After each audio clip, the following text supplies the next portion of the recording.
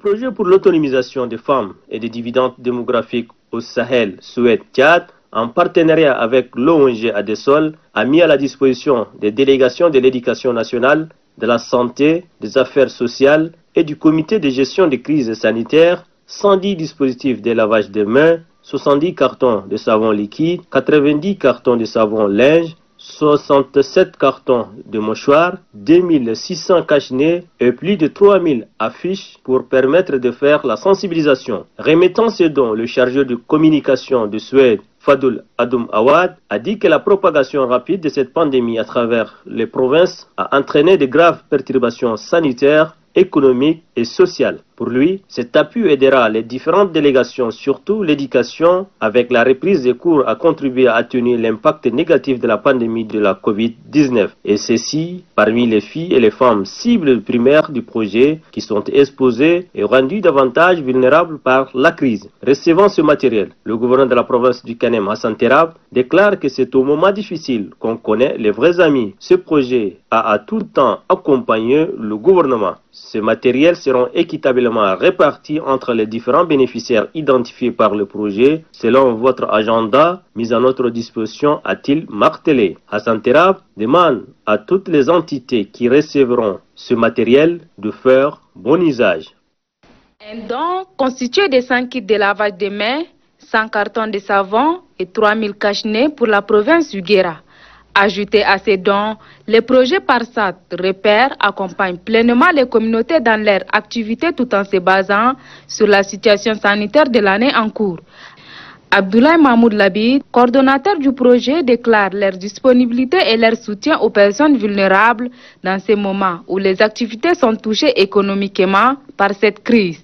Le coordonnateur du projet ajoute que la campagne agricole de l'année 2020-2021 sera particulière vu la situation sanitaire, raison pour laquelle l'équipe envisage renforcer la résilience de 10 000 personnes dont la vulnérabilité a été accentuée par les effets de la maladie à coronavirus.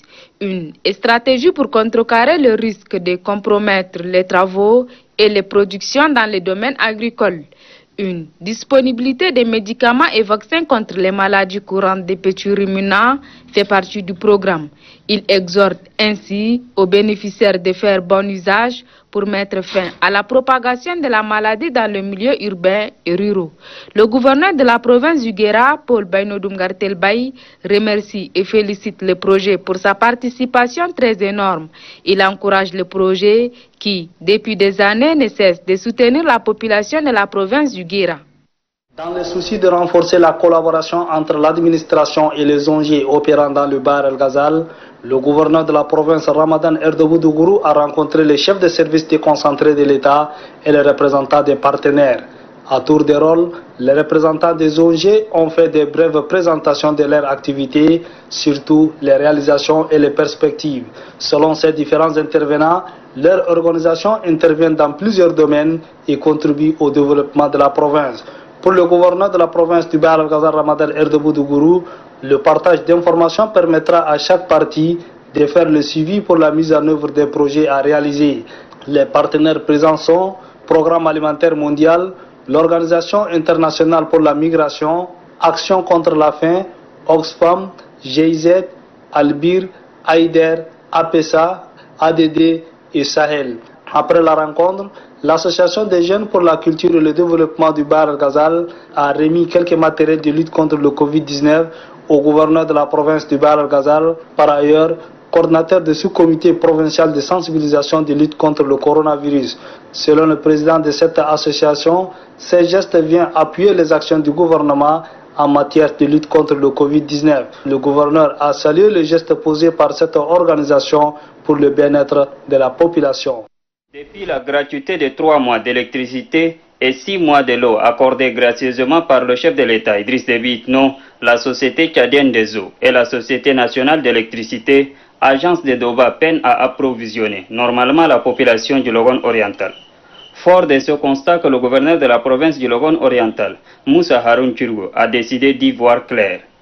Il a fait une descente dans les locaux de la centrale électrique de la Société nationale d'électricité et de la Société tchadienne des eaux de Doba.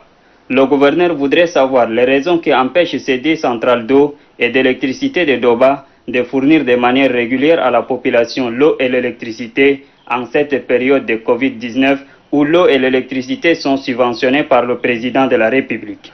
À la centrale électrique de Doba, le gouverneur guidé par le chef de service d'exploitation a visité les différentes salles qui abritent les installations électriques.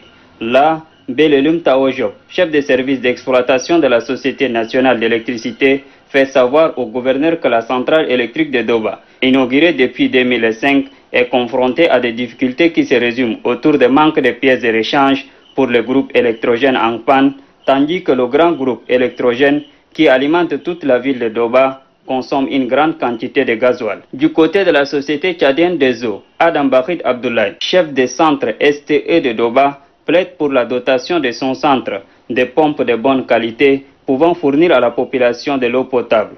Pour la sécurité des matériels et du personnel, Adam Bahid Abdoulaye sollicite l'appui du gouverneur pour la clôture du centre de la société tchadienne des eaux de Doba. Moussa Haroun Turgo demande à tous les responsables d'entreprendre les démarches nécessaires pour que la population de la province du Logone oriental bénéficie de la gratuité d'eau et d'électricité décidée par les plus hautes autorités afin de juguler les effets de la pandémie à coronavirus.